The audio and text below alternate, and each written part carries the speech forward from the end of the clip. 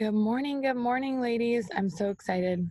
I went to a mastermind yesterday that I was telling you about, and I'm going to go live in the team page later and give you like all the things that I learned and took away. But one of the things, like the biggest thing that I'm going to be doing today, where is my notes? Is, you guys, sorry. Oh, the brain likes questions. Okay, so I'm going to talk about this really quickly, and then I'll tell you what I'm going to be doing today, but you're going to see it in the team page. So the brain likes questions. This was something that Carla Burns said. We had a question Pam had posted on her Facebook, and she was like, hey, if you had a mastermind with me today, what would you want to ask? And somebody asked, how do you change your mindset to go from a regular enroller to a mass enroller? Like, what changes there? Like, how do you change your mindset to do that? And so we all started brainstorming, and Carla Burns said the brain likes questions. So instead of telling yourself, I'm a mass enroller, right? That would be something like an affirmation, which affirmations are great too. But instead of just waking up during the day and saying, I'm a mass enroller today, instead, you're going to ask your brain a question, and you're going to say, what would a mass enroller be doing right now? What would a mass enroller be doing?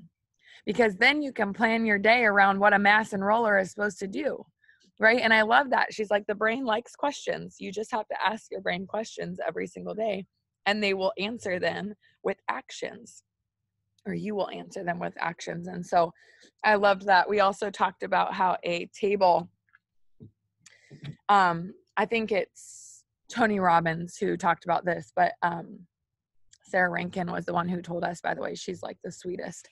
Love her. I hadn't actually got to meet her. I've met her a couple times, but not actually got to talk with her. She's got a 3-year-old little girl, and then she just had a baby boy. He's 5 months old. And so we kind of have a lot in common, and she had a really, really rough second pregnancy. And I don't know if she could just like see that I was struggling with it or what, but oh my gosh, we connected on such a good level. And it was kind of cool to see that like I'm not the only one that's struggling like I am. Anyways, she was talking about how Tony Robbins said that if you picture your level of action or your foundation as a tabletop, okay? So like a table has 4 legs, right? So this tabletop is your level of what you're operating at, right? And then you have the 4 legs. What are the 4 legs going to be? So if this is you being a mass enroller, then those 4 legs are going to be something like making sure that your mindset is correct, right? Making sure that you're acting like a mass enroller. And we just kind of went around the room and we were just talking about all these, what legs would support, what things would support that tabletop. And you can do that with anything. You can do that with, if you want to be a good mom, what are your 4 staples, your 4 legs that's going to help you continue to keep that tabletop up at that level? Does that make sense? And I love that because it's something that you can really like write down and start figuring out for yourself, like who you want to be. And if you're operating at your highest level of yourself, then what are those 4 legs going to look like for whatever it is that you're trying to do? The last thing that I wanted to mention to you guys was, what influence am I under right now? Okay. She asked this question, Sarah did. Ask yourself, what influence am I under right now? Am I under the influence of my best self? Am I under the influence of negativity? Am I under the influence of, sadness? Am I under the influence of not being inspired? Am I under the influence of, and then there was 4 things that she said that you could ask yourself. What influence am I under right now? The victim, the villain, the hero, or the guide? And I loved that because we get to ask ourselves that question. And what I absolutely loved about it is it means that we're under the influence of something. It doesn't, like, if I feel like crap today because I could hardly get out of bed and I'm in so much pain and I need to go find a chiropractor, what influence am I under? I'm under the influence of my own pain, right? I'm under the influence of something that is causing me to feel a certain way, but I have control over that. And I think that we forget that we have control over that. And then it's just an influence that we're under.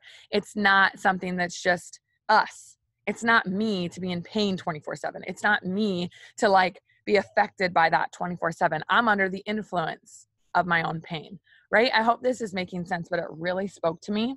And I love that she gave the examples of the victim, the villain, the hero, or the guide. And if I'm being honest, when I look at that list, I want to be, I want to be the guide. I want to be somebody that like can pave a way and help others. Like if I'm going to be under an influence, I want it to be the guide so that I can help others. Right.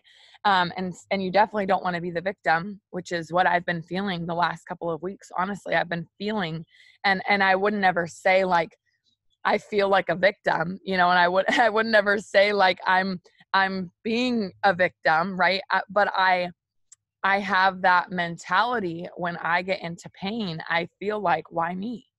Why me? Why do I have to go through this? Why do I have to, be the one to have this happen to me? And that's a victim. We're under the influence of a victim, right? Or feeling like a victim. So I don't know. I just love just things that you like really think about. And I know I said that was the last thing, but I'll share one more thing. Seek to understand first before you reply. I loved that because I think that as humans, we're so easily triggered by just responding to whatever the person said that we don't actually listen to what they said, right? So you're listening, but then you hear something that they say that you just want to respond to. And so you kind of stop listening to the rest of it, right? You're listening to respond instead of listening to hear what they have to say. And so what do I seek to understand? Make sure that you're seeking to understand what they're saying as a leader, as a parent, as a spouse, before you reply. Ask questions. Ed Milet says this all the time. You can always tell the difference between people who are like wanting to talk all about themselves and then people who are asking you all the questions. Do you have somebody in your life, which by the way, you're like, yeah, Rochelle gets on here every morning and only talks about herself. No. But seriously, like, do you have somebody in your life that when you talk to them, like maybe it's a good friend or something, and like everything is like you asking the questions, like you genuinely want to know. You're like, hey, like how's work going? How's this going? How are the kids? Blah, blah, blah. And they're just the ones that are kind of responding. And then it's like, okay, like, did they ask you how you were? You know what I mean? And sometimes you feel like you have to be the one to like, oh, but my job's going great and this and that. And you have to like force yourself to talk. Ed Milet did like a video on this where he was talking about those are the people that you want to strive to be more like, is the ones you make so much more of an impact on people when you are asking the questions and learning more about them than if you talk all about yourself. Have you ever thought about that? Like it's like when you just let them talk, when you just let them speak and they just like get out everything that they want to say and you're asking them all these questions, when you walk away, in their mind, they think, and he did a study, and I'm probably like butchering this, but he did a study on it where the people who got to talk about themselves and like you just listened actually thought that you were like the best person in the room. Does that make sense? Like they went around and like one person was like quiet and just asked the questions but didn't talk about themselves. And when they were asked like, who did you like most in that room? They were like, this guy. It was the guy that just asked all the questions and wanted to hear everything that they had to say, but they actually knew absolutely nothing about that guy, but they loved him. And it was the coolest thing because it was this study done on how we like to talk about ourselves. We like to be heard. We like people to listen to us. And I thought it was so cool, just kind of a different perspective. And that's actually the person that they liked the most. And they knew nothing about them because that person just listened to them. They listened. They didn't just listen to respond. They were trying to understand, right? I was going to say they seeked to understand. That doesn't make sense. Okay, let me read the Self-Reliant Entrepreneur book real quick.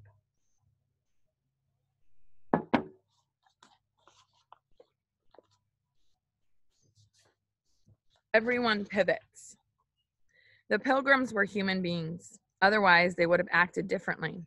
They had come a long and difficult journey, and now when the journey was nearly finished and they learned that the main thing they had come for had ceased to exist, they didn't do as horses or cats or angleworms would probably have done, turn back and get at something profitable. No, anxious as they had before been to see the miraculous fountain, they were as much as 40 times as anxious now to see the place where it had used to be. There is no accounting for human beings. Mark Twain, 1889. And there's no accounting for entrepreneurs, it seems. Twain surely spent some time in Silicon Valley. What he's described in recounting the actions of the Pilgrims is a classic pivot. You know, the comical portrayal of the hoodie wearing bros who proclaim, "Look, nobody wants what this." Hold on. You know the comical portrayal of the hoodie wearing bros who proclaim, "Look, nobody wants what this, but we've got a great domain name and a killer logo, so let's just pivot." I personally don't know what he's talking about. If you guys do, write it in the chats because I'm curious about this. He usually explains though. Now, before you think this is an attempt to cast shade on the idea, know this: self-reliant entrepreneurs always pivot. It's become trendy in startup circles to use the term pivot as though it was created in the last decade or so. But it simply implies that you should question everything always and ask if there's a better way to do it. Try, measure, learn is a universal truth in business, and your willingness to change your mind is what keeps you both committed to your dream, and self-reliant. Don't forget the measure part, or you'll feel the urge to pivot because you're bored. Challenge question: what's one thing that's not working right now? Do you need it? Whew. Okay. I wasn't going to talk about this, but I'm going to talk about it. Anybody else doing 10 haps a day and getting squat? Go ahead. Drop a one. Drop a one. Katie's like, me. Yeah. So I went to the mastermind yesterday and we're all talking about how HAPS is like changing the game. It's changing their business. Everybody is getting all of these things. And I'm sitting over in the corner like,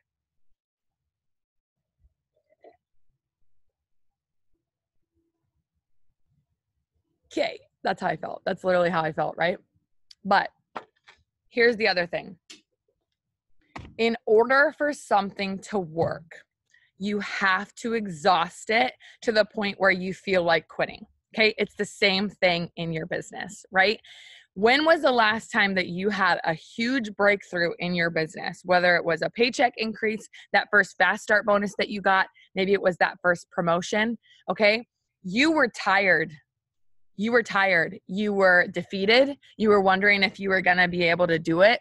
Okay. When you, right before you have that breakthrough of things, right, is always you staying true to what you promised yourself, not breaking a promise to yourself. Okay. So I was sitting across from Susan Wade, who, if you talked to her on May 1st, she would have told you she would not get on board with these host to posts and she was not going to do them. That's not what got her to ambassador. It's not what got her to presidential 2.0. And she was unwilling to try it. And the reason why was because she had saw somebody in her past, like in the business in the past, a couple years ago, cold messaging for host to post, like straight up cold messaging. Hey girl, just got a quick question for you type thing. And she was like, that's not how I do my business. I don't cold message. I don't want to do this. She didn't understand that you could utilize a giveaway for the host to post. She didn't understand how they truly worked. Okay. So she was writing it off. She was not willing to, and I know she doesn't mind if I share this, but she was not willing to even give it a try. Right. But as we started listening to all of these people, you guys, I want to remind you, Susan Wade's story is very, very, very different than my story. It's very, very different than Amy Spence's story. It's very different than, what was the other girl that was on that training with Ashley Renaud. She she did this, both Ashley Renau and Amy Spence, like the queen of host to post now, okay?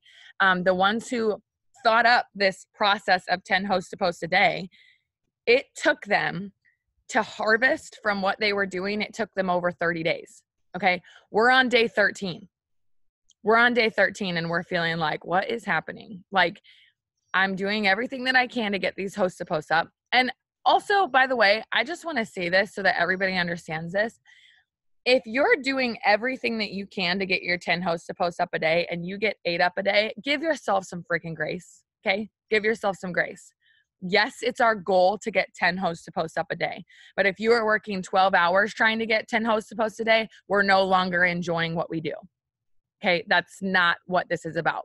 This is about making a promise to yourself and doing it. Now, fully aware that when you have 5,000 friends, it's a lot easier to get up 10 hosts to post a day, right? Than it would be if you had 500 friends. So again, give yourself some grace. As long as you are working towards adding new friends, as long as you are working towards expanding your network, as long as you are working towards getting hosts to post up, give yourself some grace. It will take some time for you to consistently be able to get 10 hosts to post up a day. However, I will say that Ashley Ritchie is getting up 10 hosts to post a day.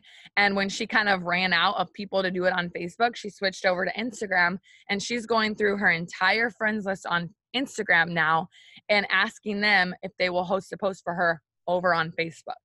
Okay, so there's a million different ways that you guys can go about this. It's just really thinking outside the box and deciding what's going to work for you. Now, the other thing that I noticed before I get into Susan Wade's story really quickly, the other thing that I noticed was that I am not following up as much as I should be. Anybody feel like that? Because you're so focused on getting your 10 hosts to post up that you're not doing the most crucial part of that, which is following up with the people who are interested. Okay, so instead of, and I talked to some of my diamond leaders about this yesterday, do what you need to do. If you are missing people, if you are not signing people because you're forgetting to follow up with them because you're just trying to get your 10 hosts to post up a day, then we're missing the whole point of this business. We're missing the whole point of the 10 haps a day, because we have to be following up with the people who are interested. We have to be interacting. We have to be messaging them in order for them to sign, right? We can't just go back and forth. You guys will find out on my live today after I figure it out. There's actually a different way and a better way that we can do host to post as well that I learned, that I'm really excited about. If you guys have heard of influencer applications, okay, like on my Instagram, you can go there and they can like fill out an influencer application to see if they're interested in doing this. There's actually product reviewer applications now that you can post a link through Linktree and you'll literally post your host to post. Okay. Yeah, Casey, I'll go live in the team page later, but you'll literally post your host to post. So it will be like, let me give you an example. I'm still in the middle of setting mine up. So I want to make sure I have it all done before I go live and tell you guys about it. But, this, for example, is anyone looking for an extra part-time or full-time income working from social media, blah, blah, blah. That's her PDT app. And then she posts her Linktree link to her application. So nobody needs to comment. They just go to that link, right? Hi, Pumpkin. Her product app is anyone love coffee and want to lose weight? My friend Brandy is looking for 5 people who want to try her new coffee. Fill out this product tester application. And actually, I don't think we can say product tester compliance wise. What? Papa, please. Papa, please. We'll call Papa later, honey. No. Please. Sorry, the sun's like super bright. And then she posts her link to a product. What did I call it? I did mine last night and I called it something else. Honey, we'll call Papa in a minute. Product reviewer application. Okay, so when they go to that link, honey. We'll text Grandma, see if she's up. No. Come on. Sorry, guys. Hold on. Here you go. I'm almost done, baby. 10 more minutes, okay? Okay, Mommy. Okay, Mommy. Anyways, and then I'll kind of like show you guys. It looks just like the, what's it called? Influencer application. So it kind of tells them exactly what it is. The reason why this is so awesome is because it tells them that they're going to be paying for a product and trying it for 90 days. Okay. It cuts out the people who are not serious about it. Okay. They come in here, they're like, okay, this company offers a variety of different products, categories, blah, blah, blah. They deliver incredible results. Here's my info. You can text me, you can message me. And then they have like a questionnaire of like how much weight you're looking to lose, if you have any skin problems, blah, blah, blah, blah, blah. Whatever it is. Anyways, I love it because then you can go through, instead of getting blocked by messaging a ton, right?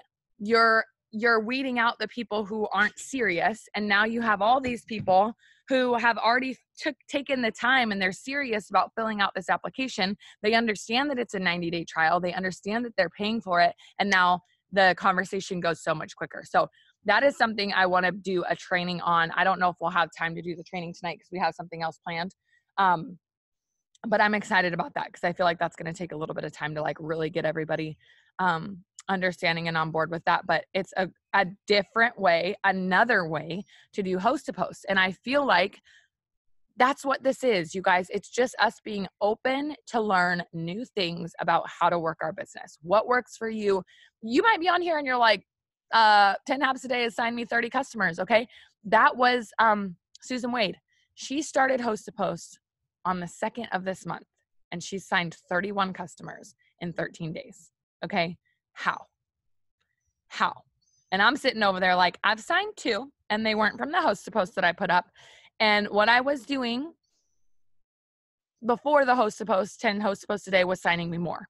So what's happening? What am I focusing on, right? And what I'm focusing on is getting up my 10 habits a day because I promised myself I'd get my 10 habits a day up. But in reality, what we need to be making sure that we're doing is not like destroying our business to get up these 10 habits a day just because it's a challenge that we're all trying to do. I want you striving for that. I want to trust the process, okay? I'm somebody that tests systems. And I know that if we do this, I've seen it work for everybody else. So why in the world would it not work for us, right? But again, they're following up daily. They're making sure that they're cutting out time. They're setting their time up for getting out their host to post. They're not working 12 hours a day. They're working smarter, not harder. And so if you're having trouble, like myself, you guys, I spent so much of yesterday after that training or after that mastermind looking at trainings of other top leaders and what they're doing for their 10 host posts a day. I spent so much time trying to master it and learn it and figure out where I'm going wrong. And the main part where I'm going wrong is that I'm not following up daily because I'm just going straight into getting up my halves instead of actually making sure that I'm following up. So I don't know if anybody needed to hear that or if that is helpful at all, but make sure that take a freaking day. Take a day to follow up. Take a day to follow up and forget your 10 habits. I'm not going to judge you for it. Okay.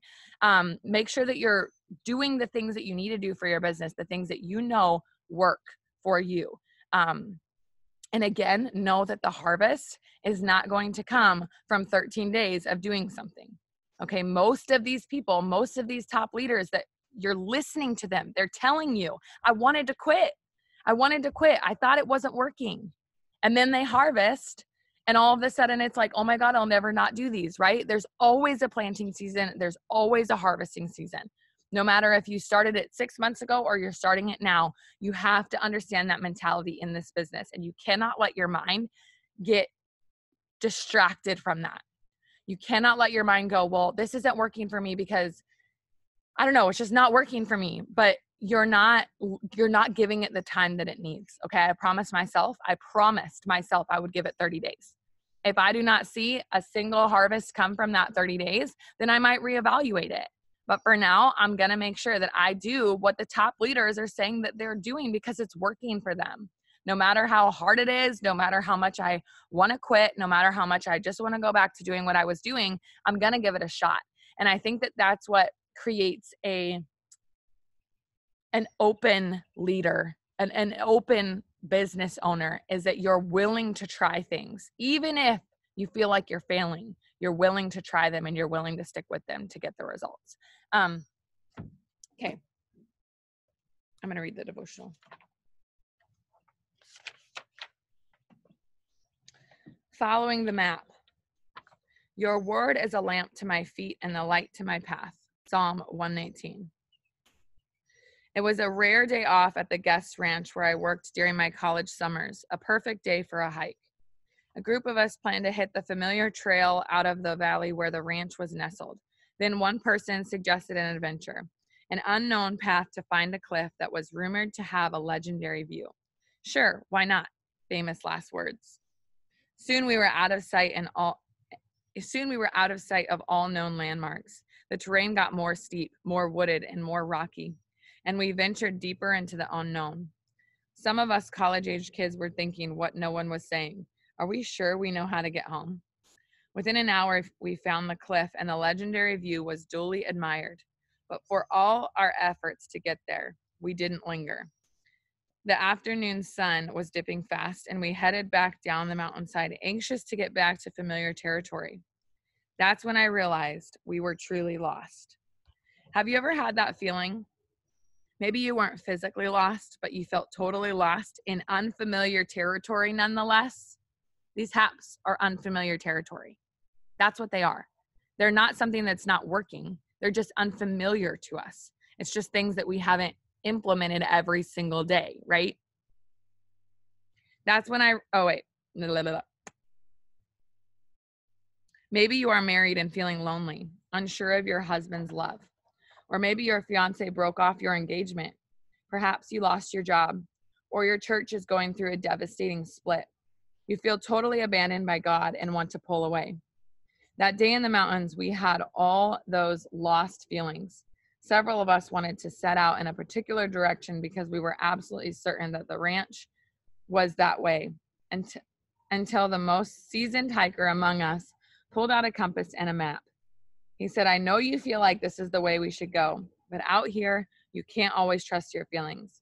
Always follow the compass. Friends, we can't always trust our feelings, but we can trust the compass of God's word. You may be feeling abandoned or worried, but the Bible clearly says God is always with us, so we do not need to be afraid. We need to trust that those words are 100% true and act like it. That day in the mountains, our group turned away from the path our feelings would have chosen and followed the compass, and it brought us safely home. You can trust that God's word will always do the same. Reflection is there an area where your feelings are directing you in one direction, but God's word would direct you in another?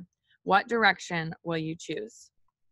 So for me lately, and something that I heard on a call with Cammie yesterday, it was like a day of trainings and just like resetting for me, which was so good and exactly what I needed.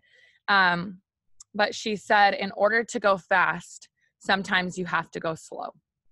For some reason, that stuck with me so much. And as she said it, I was like repeating it out loud over and over and over again, trying to understand it like in my own words and how that affected me so much. And Brian was like, well, I could have told you that. Like, in order to go fast, you've got to go slow. Like, I've heard that a million times, but it's so funny because I heard it from Cammie and it all of a sudden stuck. I can't, stuck. What is that? It all of a sudden, like, yeah, it stuck with me. It was like, oh my gosh, I have to go slow in order to go fast. Like, understand the process in what we're doing. And I'm not just talking about the 10 haps a day right now. I'm talking about leadership. I'm talking about truly paving a way for our team and knowing that what got us to where we're at is not going to get us to where we're going. And truthfully knowing that there has to be some changes, that there has to be some new leadership rising up, that there has to be some new ways of doing things, that there has to be some more training, some more growth, some growing pains, if you will, in order to get us where we need to go. And sometimes we have to go slow in order to go fast, okay?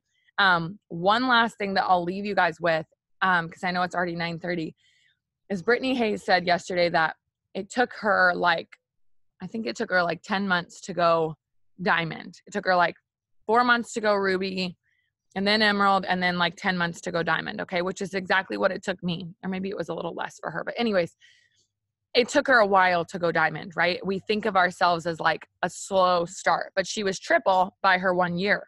By her 1 year mark, she was a triple diamond, okay? So she was like, it took me a little bit to get going, but then once I understood it, I promoted really fast. Well, what she didn't understand is that she was projecting that on her team without even knowing it. So like she started realizing that the people that she was training were averaging going diamond in about 8 to 10 months because that's what it did. That's what she did. So it was like, it's fine. Like, you know, I didn't go diamond until 10 months. Like, this is fine. She stopped that. She said she had to stop like putting labels on because of what she did, right? She learned that after she went ambassador, she started her 2.0 account. And on her 2.0 account, she went diamond in 30 days. And she was like, wait a second, I can go diamond in 30 days. Why am I limiting my team? Because it took me 10 months to go diamond. And now she has diamonds popping all the time at 30 days because she shifted her mindset. And I think the hardest part for me, and this is just me being super transparent because this is the conversation that I had with Brian yesterday. I have always been the hardest worker in the room, period. Try to outwork me. Like that is, but I'm not being mean. That is the truth. I have always been the hardest worker in the room. Okay. That has gotten me to where I am, not just in this business, but in my life. I've always been the hardest worker at any job that I've ever been in. I've always moved up the fastest because I take it seriously and I'm always the hardest worker and it shows. Okay. Now, that being said, I was talking to Brian about this yesterday and I'm like, you mean to tell me that all I have to do is shift my mind, grow more, stop focusing so much on working so hard and focusing on growing, focusing on going slower before I go faster. I know I can build to presidential again, 100%. I know I can go all the way to ambassador and double ambassador with the work ethic that I have. I know that. But that's not where I'm lacking. Where I'm lacking is the growth and the mind. Where I'm lacking is that I'm hearing these people, when they get up early. They don't sleep in. Okay. When they get up, they have their coffee, they journal, they do their affirmations, they listen to their self-development before they even touch their phone. Okay. You want to roll with the big dogs. You got to be willing to do what the big dogs are doing. You want to be a big dog. You want to be a diamond. You want to be a double. You want to be a triple. You want to be an ambassador, Rochelle, right? This is how I was talking to myself yesterday. I'm like, what are they doing that you're not willing to do at this point? Oh, but I'm tired. I'm pregnant. I need more sleep than they do. Okay, that might be true. But at the same time, I don't need to start my day when I set my feet down in the morning and I start my day in pure chaos. That is not how an ambassador starts her day.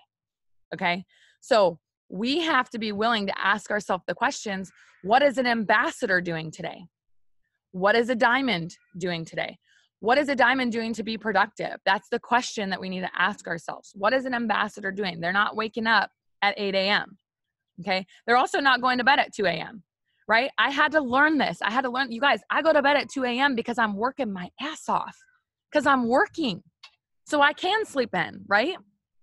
How do they figure out how to go to bed at 10, okay, and wake up at 6 a.m. and start their day all right and have their 10 haps up by noon and get to spend the rest of the afternoon with their family and then get back in bed by 10? How do they figure that out? I don't know, but I got to figure it out, right? I got to stop being here and saying, well, I can just outwork them. I'll just outwork them. And that, I'm not saying, like, I would never say that. I'm not saying like, I'm just going to outwork all these ambassadors. That is not what I'm saying. Because clearly they know what they're doing, right? We have to be receptive to change. We have to be willing to change. What got us here is not going to get us where we're going next. It's not going to get us there. And I am fully aware that I have to slow the F down. I have to stop the work part of it. And I have to understand that changing my mindset will actually bring more to me. But something in me is like, I'm not wired that way. And that's okay. We have to shift that. That's the whole point of growing, right? Is it's very uncomfortable. That's why they're called growing pains. It's uncomfortable. It's painful. It hurts you because you're like, this is not what I'm used to. And I'm not sitting here telling you not to work hard. Okay. Listen up. But I am telling you to work smarter. I am telling you that you need to be listening to more books than you are working on your phone. Okay. When you understand that, and when you look around a room, I had somebody come to me yesterday. I told you I was done, but I'm not.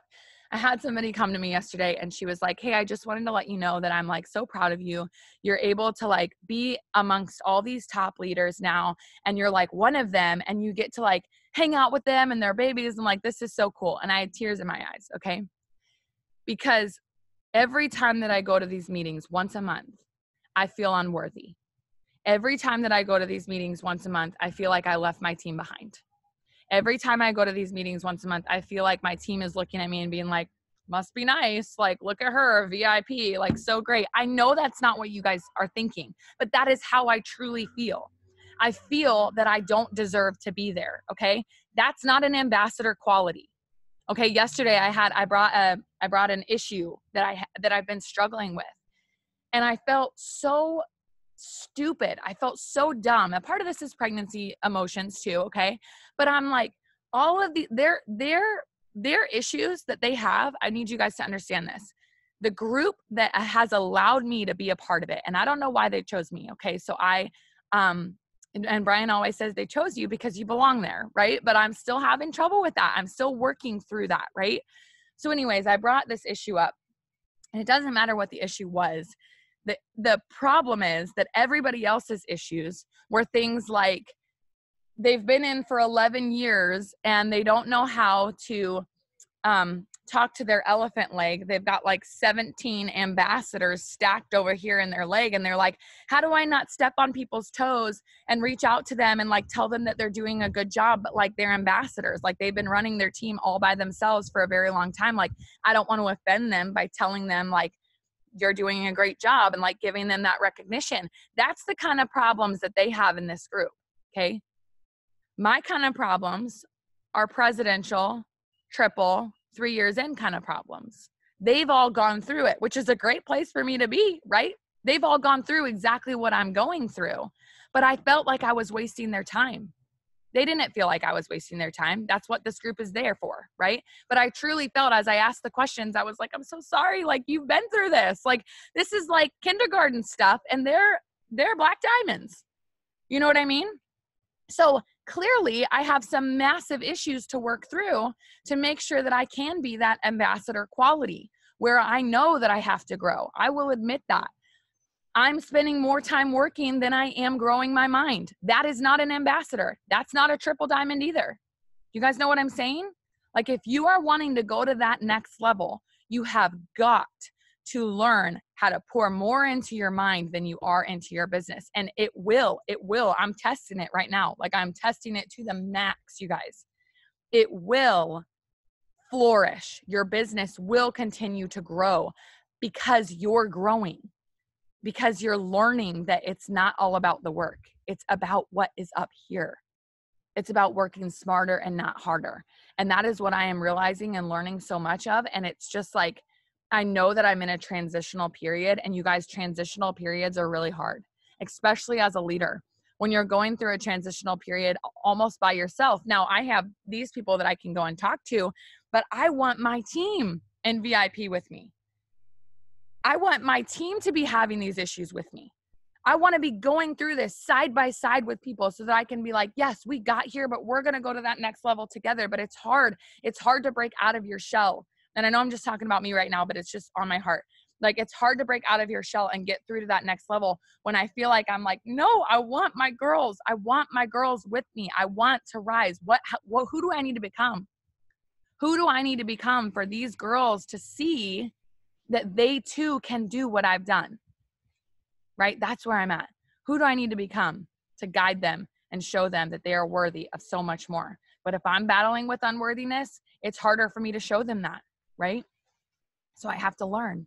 I have to read. I have to grow.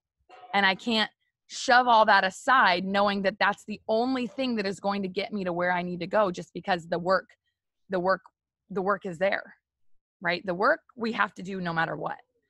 So you have to be adding in that mental self-development part to the max.